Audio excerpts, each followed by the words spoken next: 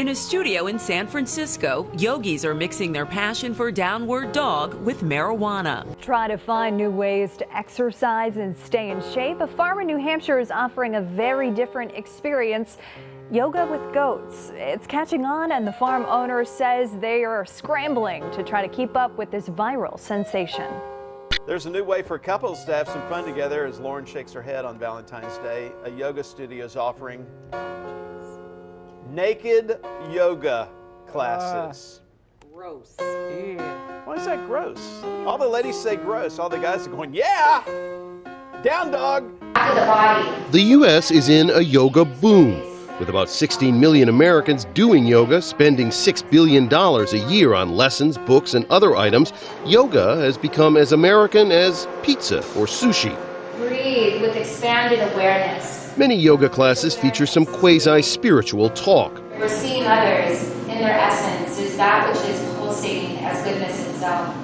Others, like Kimberly Fowler's studio in Los Angeles, present yoga simply as good exercise. If you've never done yoga and you walk into a class and the teacher's talking in Sanskrit and you're like, what are they saying?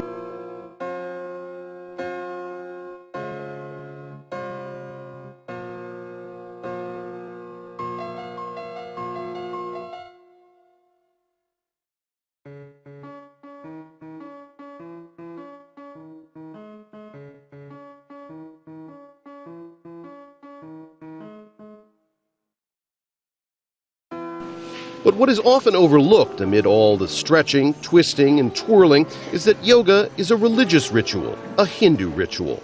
At a temple near San Francisco, a Hindu priest says prayers before an altar. In another corner, a family prays for safe childbirth. There are about 2 million Hindus living in the United States, and many of them are not comfortable with the way their sacred traditions have been appropriated by American popular culture. We want credit where it is due.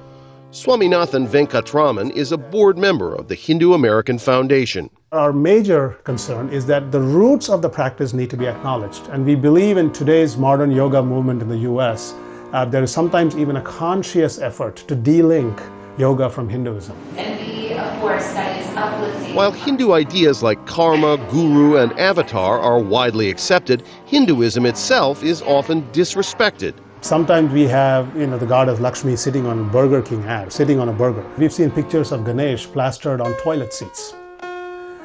They think it's cute.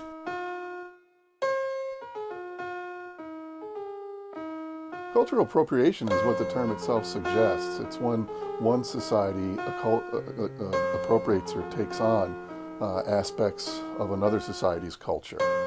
So basically when they pick up some custom or something like that and they take it into their own repertoire of customs. That's what cultural appropriation involves. I think that for me as an anthropologist, and I think many of my colleagues would probably agree with me on this, when we're talking, like I said, transcultural exchange, it's sort of an even ground. That's the idea anyhow, or the ideal, I guess I could say. When it comes to cultural appropriation, it may actually be very one-sided, and it may be very exploitive. So one side may be literally taking things from another culture in order to enhance its own situation.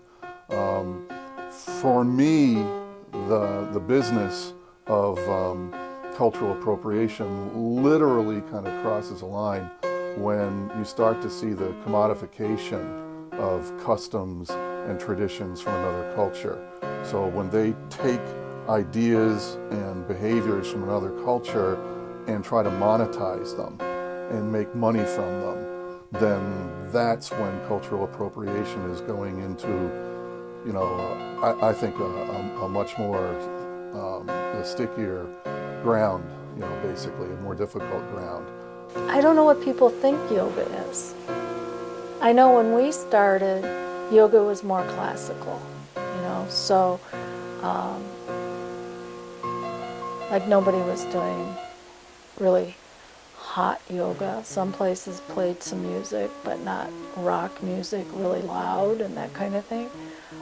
You showed up in yoga class dressed like this. You didn't have to have special yoga clothes. You didn't have to pay $90 for a little strap top that you do yoga in and that kind of thing. It's become very commercialized, but that's part of our Western culture, especially American culture. We want to commercialize everything and market it. And so it's become a commodity. I mean, asana-based yoga is a form of exercise.